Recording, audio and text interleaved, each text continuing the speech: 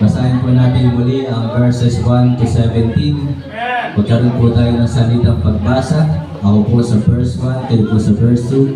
Sabay-sabay po tayo sa verse 17. Roma chapter 1, verse 1 to 17. Kung nakita na po sa malakas at masaya naman. Verse 1. Paul, a servant of Jesus Christ, called to be an apostle, separated unto the gospel of God. To kayo po.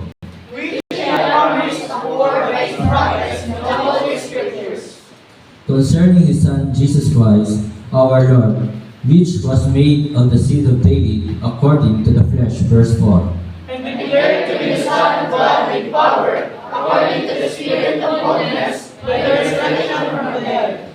By whom we have received grace and apostleship for obedience to the faith among all nations for His name. Verse 6. Among whom are ye also called of Jesus Christ. To all that be in Rome, beloved of God, called to be saints, grace to you and peace from God our Father and the Lord Jesus Christ. Verse 8. Praise be to God through Jesus Christ for you all, that your faith is spoken of throughout the whole world. For God is my witness, whom I serve with my spirit, in the gospel of His Son, that without ceasing I make mentions of you always in my prayers that, Making a request, if by any means now that I might have a prosperous journey when the will of God to come unto you. for I long to see you, that I may impart unto you some spiritual gift, to the end ye may be established well. That is, if I might be comforted together with you by the mutual faith both of you and me. Now I would not have you ignorant, brethren, that oftentimes I purposed to come unto you, but was led hitherto, that I might have some fruit among you also, even as among other Gentiles 14. I am debtor both to the Greeks and to the barbarians, both to the wise and to the unwise. So as much as in me is, I am ready to preach the gospel to you that are at Rome also. Verse 16. For I am not ashamed of the gospel of Christ, for it is the power of God unto salvation to everyone that believeth, to the Jew first and also to the Greek. Verse 17, altogether ready read. For therein is the righteousness of God revealed from faith to faith, as it is written, the just shall live by faith. Tayo po lahat ay umuko, pinukit, tayo po manalangin. Ama namin Diyos, salamat. Muli, kami po ay nagpupurit at papasalamat na patuloy po kami nakakapanambahan, patuloy kami nagagamit sa iyong gawain, patuloy na nakakapaglingkod. Salamat sa kaligtasan, sa buhay na walang hanggan, kalakasan, kalusugan, at sa pag-iingat mo po sa amin sa bawat araw, sa saan man po kami pumunta, saan man kami naroroon, sa lahat ng oras, kami po ay inyo pong iniingatan. Salamat sa oras na ito na muli kami po ay makapag-aral ng inyong pong banal na salita. At tunay na ang inyong pong banal na salita ay buhay at makapangyarihan. Matala sa limang tabak na magkabila ay tayo. Salamat sapagkat ito po ay nagbibigay sa amin ng kaliwanagan. Ito po ay nagbibigay sa amin ng kalakasan upang mapaglabanan, mapagtagumpayan ang mga pagsubok, problema na aming pong pinagdadaanan. At dalangin ko po aming Panginoon ang inyong pong pagkilos paggawa sa aming kalagitnaan. Banal Espiritu, kayo po siya mangusap sa puso ng bawat isa. Tulungan mo po kami lagi na lagi namin masunod ang iyong kalooban, hindi po ang aming pong mga kagustuhan. At dalangin ko po Panginoon na mga nanunungkulan sa bayang ito, na sila po ay maligtas. At gamitin mo po ang buhay ng bawat isa sa pagpapahayag ng kaligtasan. Use us mightily for your glory. At dalangin ko po na patuloy mo pong pagbalain ang buhay ng bawat isa, ang kanilang trabaho, pag-aaral, at ang kanilang pong mga mahal sa buhay. Ama, ibinabalik ko po sa iyo ang lahat ng papuri at pasasalamat. Ito po yung aming dalangin sa pangalan po ng aming Panginoon Jesus. Amen. Okay, pwede na po nga po. So isang mapagpalang hapon po mga kapatid, mga minamahal. At verse 16, sinasabi po ng Bible, ito po ay sulat po ni Apostol Pablo sa mga taga-Roma. Sinabi po dito ni Apostol Pablo, for I am not ashamed for the gospel of Christ, for it is the power of God unto salvation to the Jew first and also to the Greek, to everyone that believeth, to the Jew first and also to the Greek. So mga kapatid, mga minamahal, when we talk gospel of Christ, when we hear gospel of Christ, it is all about death, burial, and resurrection. Ito po yung kamatayan, pagkalibing at muling pagkabuhay ng ating pong Panginoong Hesus. Na gospel nga po sa Tagalog po ay ebanghelyo. Pero mga kapatid, mga minamahal, ano ba ang meron doon sa kamatayan? Ano ang meron doon sa pagkalibing at pagkabuhay ng ating pong Panginoong Hesus? So mga kapatid, kung titingnan nyo po, ito po kamatayan, pagkalibing at kung ating po talagang susuriin, makikita po natin doon po sa Gospel of Christ, nandun po ang kanyang sacrifice. He sacrificed Himself. Kaya mga kapatid, mga minamahal, hindi po madali ang ginawa ng ating pong Panginoong Hesus. Sapagkat kanyang mismong sarili, kanyang buhay, kanyang katawan, ang kanyang isinakripisyo na pako doon sa krus upang tayo po ay magkaroon ng kaligtasan. He suffered na sa kanyang buhay, wala po siya ibang ginawa kundi kabutihan. Nagpagaling ng mga may sakit at nagpakain. Subalit, ang dinanas pa rin niya ay pagtitiis. Na siya po ay hindi tinanggap ng mga Jewish people. Hindi siya tinanggap ng mga tao noon bilang Panginoong tagapagligtas. Hindi siya tinanggap bilang King of Kings, Lord of Lords. Hindi siya tinanggap bilang anak ng Diyos. So He suffered na talagang hindi lamang physical, kundi talagang mentally, ay kanya pong tiniis po yun. Emotional, yung kanya pong pagtitiis. So mga kapatid, yan po ang pinagdaanan ng ating Panginoong Hesus. He submit. Ipinakita sa atin ng Panginoong Hesus na talagang siya po ay naging masunurin sa Ama. At katulad nga po ni Noah, na talagang kahit yung kaliit-liitang utos ng Diyos ay talagang sinunod ni Noah. At ganoon din po ang ating po Panginoong Hesus, na talagang siya po ay nagpasakop. Sinunod ang lahat ng mga utos kalooban ng Ama. Kaya sa ating pong buhay, sana maging katulad po tayo ng ating Panginoong Hesus, na handang mag-sacrifice, handang magtiis, handang magpasakop, sumunod sa mga utos ng Diyos. So mga kapatid, the Gospel of Christ, una po, kung titignan po natin ito pong verse 16, for I am not ashamed of the Gospel of Christ, for it is the power of God. So mga kapatid, the Gospel of Christ, it is great medicine. The great medicine. Alam niyo po, sa ating panahon ngayon, madami ang nalulungkot. Sa ating panahon ngayon, madami ang nawawala ng pag-asa. Sa ating panahon ngayon ay marami ang sumusuko. Bakit? Katulad na lamang ng bagyo. Bagyo na dinanas doon sa Masbate, lindol na dinanas sa Cebu. So marami po doon ang dumaranas ng kalungkutan. Marami ang dumaranas ng kapighatian. At yung sunog doon sa Davao, nawalan sila ng tirahan, nawalan sila ng sasakyan, nawalan sila ng trabaho. So ano magiging epekto nito? Pero nakita ko po dito mga kapatid, mga minamahal, the Gospel of Christ, it is the great medicine. Kung alam lamang ng napakaraming tao na talagang si Kristo ay namatay dahil sa ating mga kasalanan, nalibing at uli na buhay, maiibsan ang kanilang mga kalungkutan na naranasan, na nararamdaman. It is the great medicine to fight distress.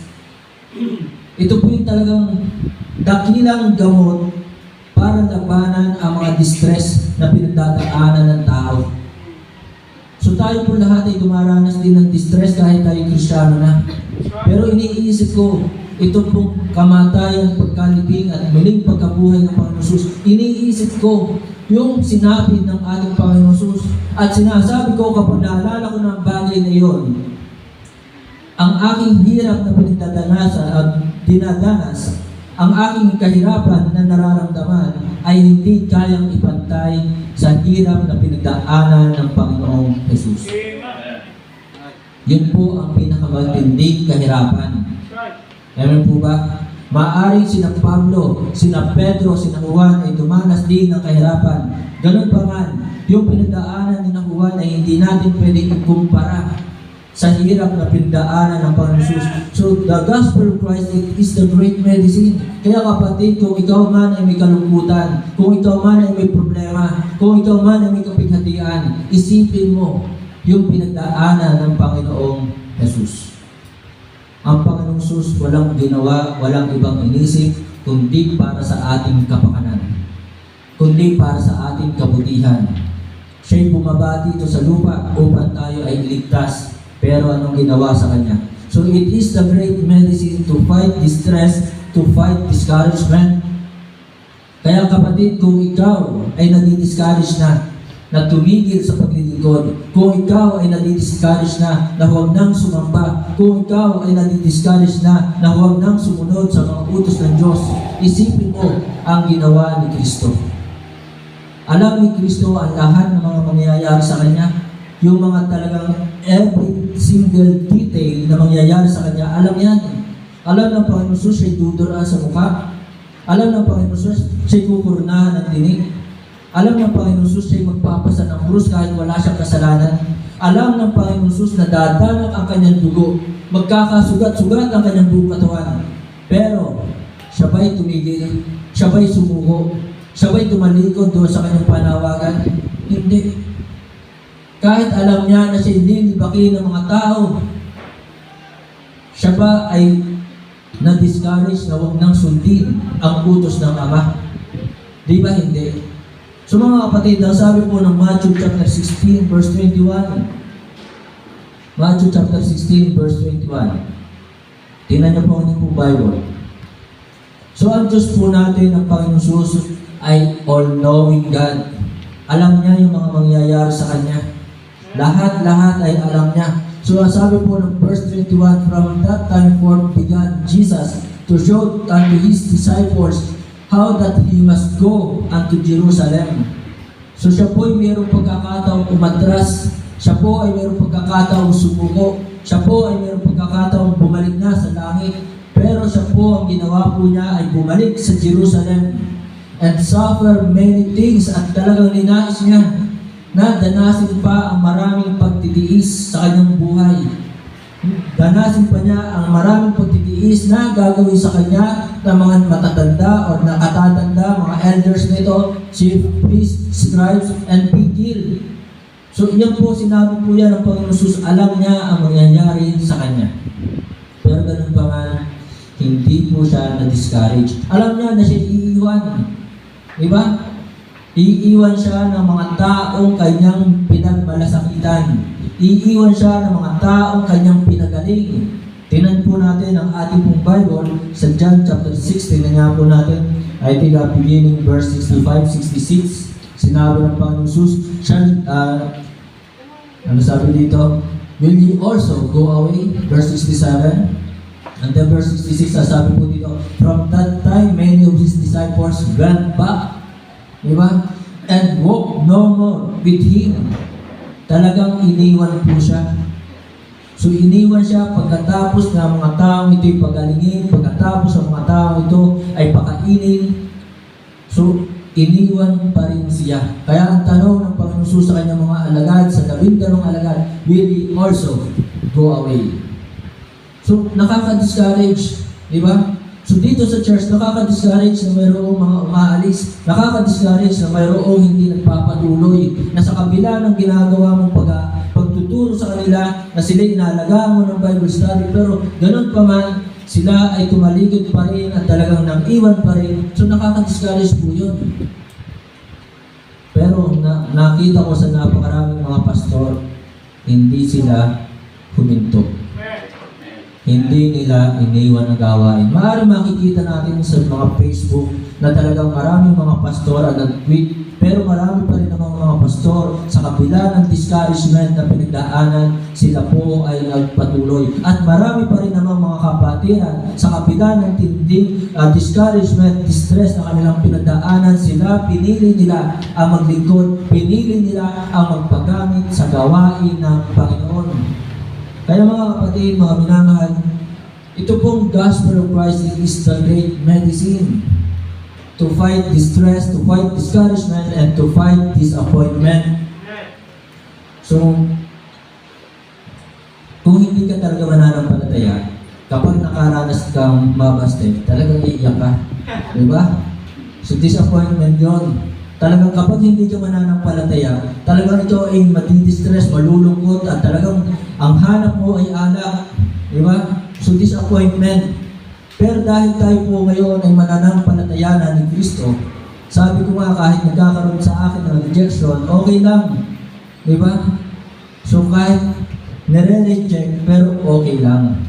Kaya mga kapatid, the gospel of Christ, it is the great medicine to fight disappointment.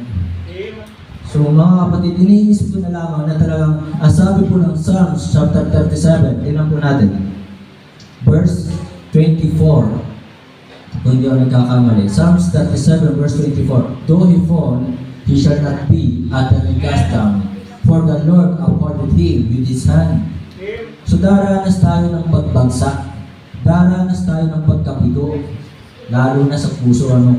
Okay? Pero ganun pa nga, though he fall, he shall not be utterly cast down, for the Lord upholdeth him with his hand. I have been young, and now I am old, yet have I not seen the righteous forsaken, nor his seed begging bread. So yun po mga kapatid, mga minamahal, kaya napakaganda ibahagi ang Ebanghelyo ni Kristo. Kasi sa panahon natin ngayon, sila ay distressed, sila ay discouraged, sila ay disappointed. At ang hanap ng mga tao ay puro yung kaaliwan. Gusto nilang maaliw, gusto nilang malibang, pero ang tunay na kasiyahan, kagalakan ay kay Kristo lamang matatagpuan. Doon sa gospel ni Kristo, doon sa Ebanghelyo ni Kristo.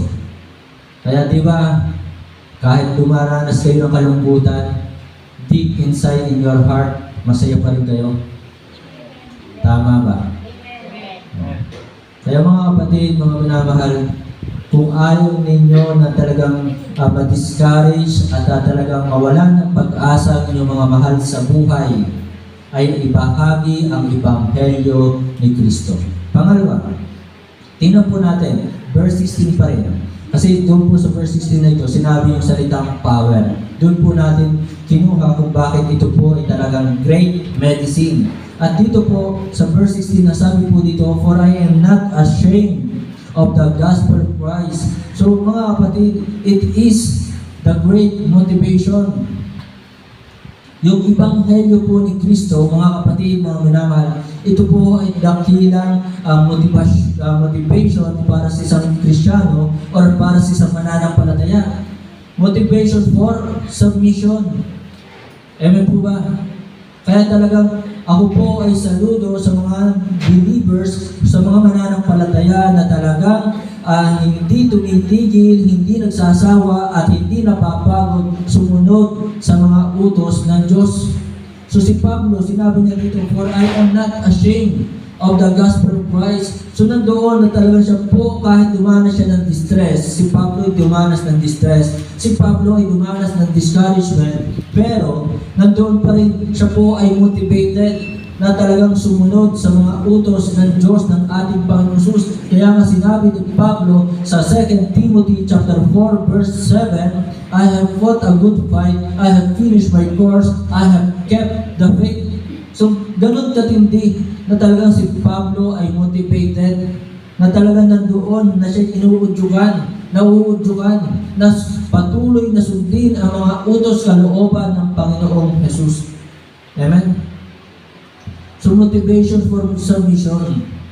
So, kung hindi tayo naligtas, nasa kaya tayo ngayon?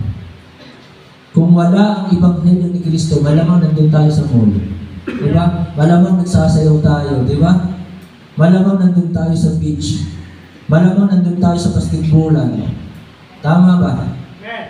Salamat sa Ebanghelyo ni Kristo, dahil sa Kanya, tayo ay talagang nagkaroon ng motivation para sumunod sa Kanyang mga kalooban. Sino po mga kapatid? It is the great motivation for submission. It is the great motivation for sacrifice. So, mga kapatid, mga minamahal, kung hindi nyo pa nararanasan mag-sacrifice para sa Panginoon, ini-encourage ko po kayo na kayo po ay mag-sacrifice din. Sacrifice, ito po yung talagang beyond your ability. So yun po yung sacrifice. Pero kung ito po ay talagang kaya mo pa, hindi yan sacrifice. So yung mga kapatid, mga minamahal, maraming mga kapastoran, iniwan ang trabaho. That is sacrifice. Talagang, sabi nga dito, the just shall live by faith. Na talagang sila po, katulad na lamang na, sino ba yung nagsimula ng gawain sa Mindoro? Yon, si Pastor Pagko. Naalala ko, tama ba? Kung kilala niyo po si Pastor Pagko, tapos ay talagang by faith, para magkaroon siya ng kapartner, lifetime partner in the ministry, umaakyat siya doon sa bubong na kanyang pinagpe-pray at talagang na kanyang nililigawan. So, talagang ganun po matindi ang kanyang fighting spirit. Di ba? Sa bubong, umaakyat at doon nagpe-pray. And then by faith, sila po ay pumunta ng Mindoro, wala silang kakilala. Di ba? At talagang sila po ay nagsimula ng gawain doon at trust distribution, surveying, house to house. And then nagsimula ang gawain ay tip doon sa taas ng isang bakery. Kahit wala silang pambili ng tinapay para mabusog, ay sinisigil nila ang bango ng pandesal.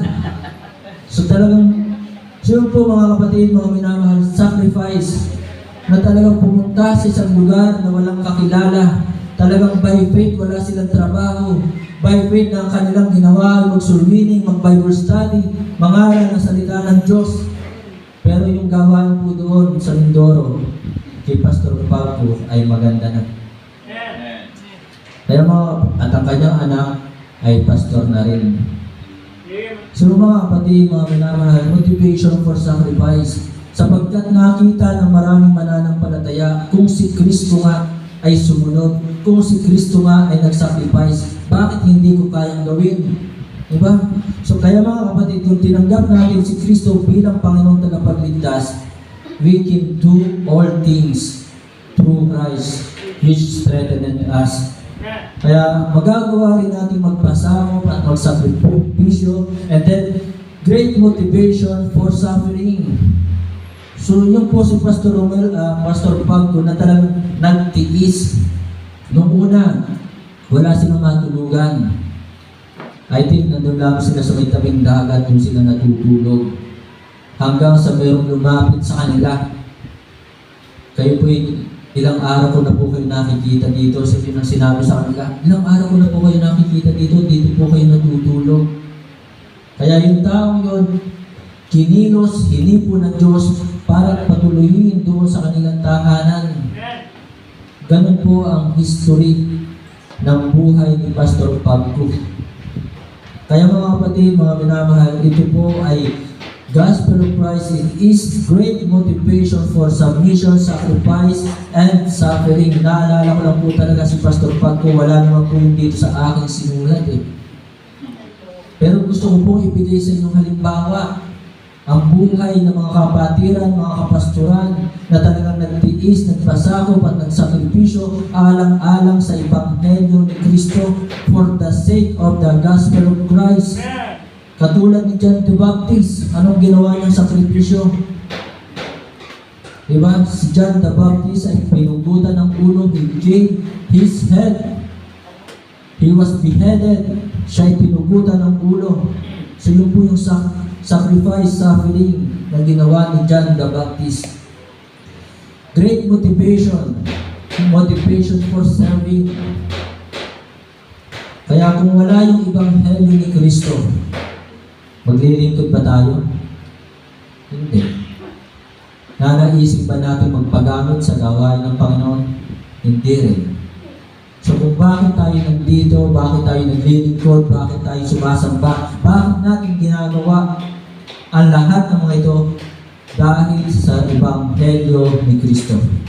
Because of the Gospel of Christ. For the sake of the Gospel. So mga kapatid, mga minamahal, sana tayo po ay huwag mapagod, huwag magsawa sa ating paglilingkod na kakatamad naman yan, maghapon ng pambihira naman si Pastor. Gusto ko ay maghapong pagsamba. Hindi naman ako yung sinasamba. Diba? Ang Diyos po ang ating sinasamba dito, ang ating Panginoong Jesus. Kaya kung gusto natin makasumpong ng biyaya sa Panginoon, ay sumunod na lang po tayo, wala nang complaint. So yun po. And then next, great motivation, not only for serving, but also motivation for surrendering our life. Bakit marami nagsuko ng buhay? Bakit marami nag-aaral sa Bible School, doon sa Bethany Baptist Church, doon sa Landmark Baptist Church, sa Landmark Baptist School? So, sapagkat ito po ay dahil sa Ebanghelyo ni Kristo. Bakit si Pablo ay nagsuko ng kanyang buhay? Because of the gospel of Christ. Bakit si Stephen ay talagang tiniis na siya'y batuhin? Because of the gospel of Christ. John the Baptist, bakit nagawa niyang ibigay ang kanyang ulo for the sake of the gospel? John the Beloved, Peter, bakit nagawa nilang magsuko ng kanilang buhay, iniwan ang trabaho, iniwan ang pangingisda, iniwan ang kanilang mga mahal sa buhay for the sake of the gospel?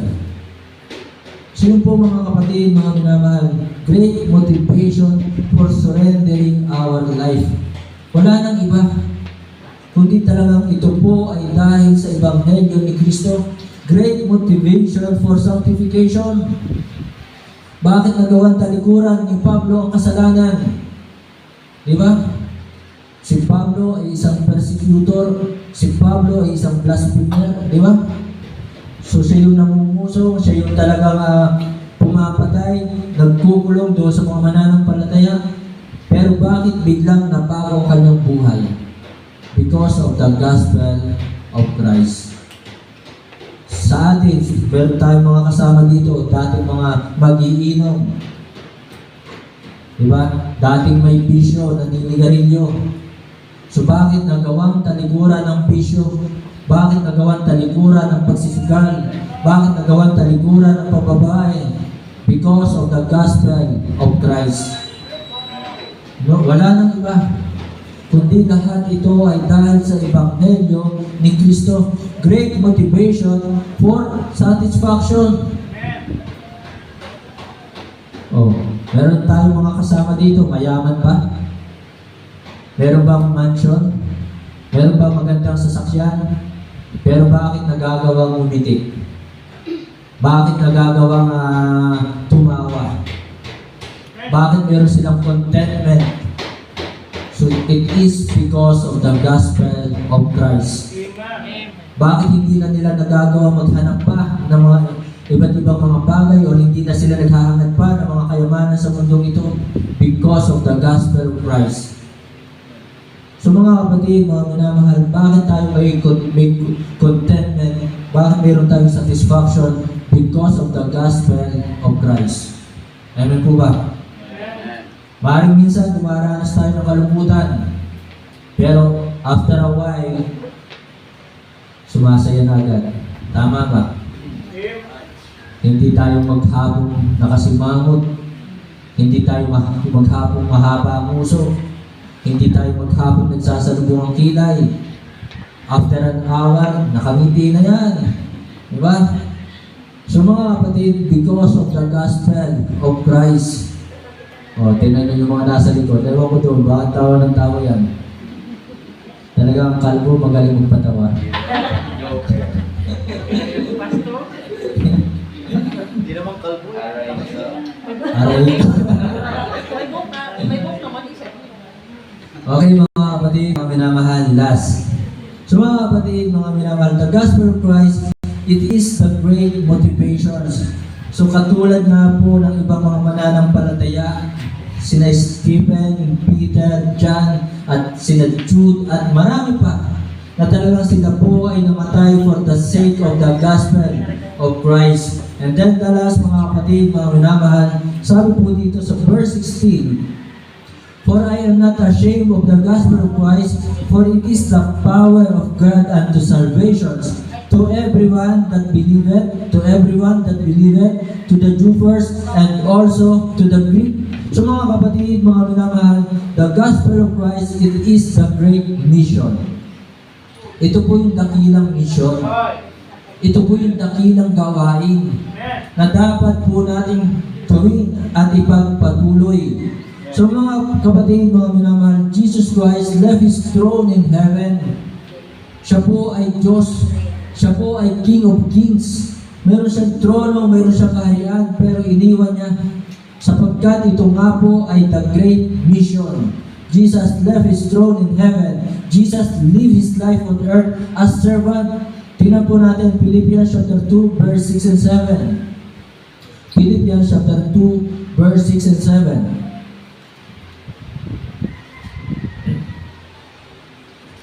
Verse 6, who being in the form of God, siya po ay nasaan yung Diyos.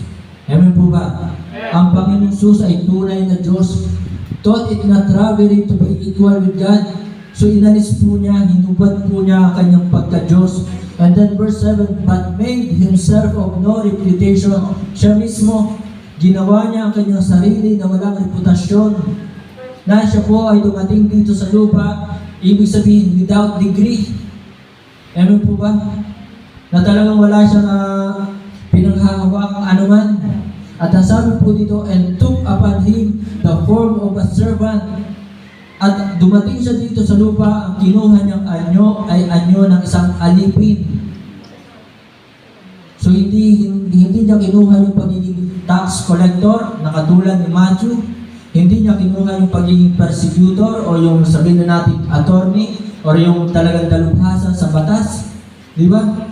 Pero ang kinuha po niya, took upon Him the form of a servant and was made in the likeness of men.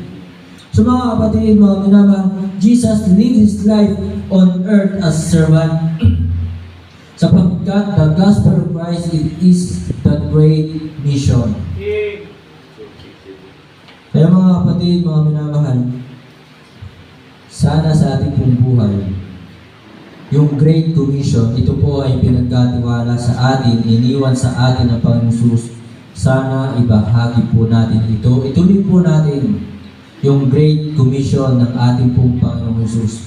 So mga kapatid, na talagang maraming ang bulag sapagkat ang sabi nga po, tingnan nga po natin kung hindi ako nagkakamali, 2 Corinthians 4:4, tingnan po natin ang ating pong Bible sa 2 Corinthians 4:4. Sabi po ng, in whom the God of this world hath blinded the minds of them which believe not, lest the light of the glorious gospel of Christ, who is the image of God, should shine unto them. So mga kapatid, mga minamahal, madaming bulag. Hindi tanggap ang Panginoong Jesus bilang tunay na Diyos. Hindi tanggap ang Panginoong Jesus bilang Panginoong tagapagligtas. So sila po ay pinulag ng Diyos ng sanglibutang ito. Sino ang Diyos ng sanglibutang ito? Si Satan. Diba? Kaya mga kapatid, mga minamahal, meron tayong duties, meron tayong tungkulin na ibahagi. Sapagkat ang sabi nga ng Panginoon Jesus, go ye therefore and teach all nations, baptizing them in the name of the Father and of the Son and of the Holy Ghost. So mga kapatid, mga minamahal, it is our duty to share the gospel of Christ. Wala namang iba magbabahagi niyan eh. I-share ba yan ng unbeliever? Di ba hindi? Ang sinishare ng unbeliever, opo, salita din ng Diyos. Pero anong kanilang sinishare? Tinitwist nila ang salita ng Diyos. Tinitwist nila ang katotohanan. So hindi nila ituturo na si Kristo ang Panginoong tagapagligtas. Ang kanilang itinuturo ay umanib ka sa aming relihiyon para ikaw ay maligtas. Ang kanilang itinuturo, ikaw ay magpabautismo para ikaw ay sa langit mapunta. Yan ang itinuturo ng mga unbeliever. At ang itinuturo ng mga unbeliever ang magtiis hanggang wakas ang siyang maliligtas. So good works ang kanilang itinuturo. Kaya mga kapatid, sino yung inaasahan na magbabahagi ng gospel of Christ? Tayo po. Sapagkat tayo ang sumasampalataya na si Kristi namatay dahil sa ating mga kasalanan, nalibing at muling nabuhay. Na kaya siya namatay sa krus ay para tubusin lahat ng ating mga kasalanan. tungkulin po natin na yan po ay ibahagi. So Jesus Christ lived His life on earth as servant, and Jesus loved us all no matter who we are. So tayo po ay inibig ni Kristo, hindi tayo kaibig-ibig. Sapagkat tayo taong matigas ang ulo, tayo mga taong makasalanan, tayo mga taong hindi perfect, pero tayo po ay inibig ng Diyos, ni Kristo. So mga kapatid, the gospel of Christ, it is the great mission. Kung meron tayong dapat gawin na dakila para sa Panginoon, ay yung ibahagi ang Ebanghelyo ni Kristo. Ang iba'y nagpapakadalubhasa sa pagiging doktor, ang iba'y nagmamasteral sa pagiging engineer, ang iba'y nagmamasteral sa pagiging attorney, abogado, lawyer. Pero ang pinakadakilang bagay na dapat natin gawin ay ibahagi ang Ebanghelyo ni Kristo. So mga kapatid, sa pagtatapos po, to God be the glory, the gospel of Christ. Ang Panginoong Jesus ay namatay, nalibing at muling nabuhay upang bigyan tayo ng buhay na walang hanggan. Upang tayo bigyan ng kaligtasan at katiyakan ng langit. To God be the glory, tayo po ay tumayo. Tayo po ay magtapos sa panalangin, tayo po ay pumikit. Ama namin Diyos, salamat po na kami po ay tinubos ng dugo ng aming pong Panginoon Jesus. Salamat po na ninais mo po na kami po ay maligtas. Salamat po doon sa Ebanghelyo ni Kristo na siya po'y namatay dahil sa aming mga kasalanan, nalibing at muling nabuhay. Salamat sa kanya pong ginawang sakripisyo. Tunay na kung wala ang kanyang sakripisyo, kung wala ang kanyang pagkamatay, pagkalibing at muling pagkabuhay, walang kaligtasan. Salamat po, Ama, sa iyong biyaya na talagang ang kaligtasan, biyaya na ito po ay hindi nawawala. Salamat sa kabila ng aming pong pagkukulang, na natili po kayong tapat sa amin. Na natili ang iyong mga biyaya sa amin. Na natili ang mga pagpapala mo po sa amin. Na natili ang mga pag-iingat mo po sa amin. Habang ang lahat ay nakayukot na kapitid. Tayo po sa oras na ito ay dadako po sa ating pong pakikibahagi sa hapunan ng ating pong Panginoon na tinatawag natin Lord's Supper. Kung meron po tayong mga kasalanan na nais po natin ihingi ng tawad sa Panginoon, magkakaroon po tayo ng 2 minuto po pilit na panalangin at ating pong ihingi ng tawad ang mga kasalanan na nagawa po natin. Suriin po natin ang ating po mga sarili upang tayo po ay maging karapat-dapat sa pakikibahagi sa hapunan ng ating pong Panginoon. Sapagkat kung hindi po tayo hihingi ng tawad sa kasalanan na ating po nagawa, hindi po tayo magiging karapat-dapat sa hapunan ng Panginoon. Sige po, tayo po ay lumukot at humingi po tayo ng kapatawaran. Hindi ko po alam ang inyo po mga kasalanan na nagawa. At tayo po ngayon ay magkakaroon po ng 2 minuto. Simula na po.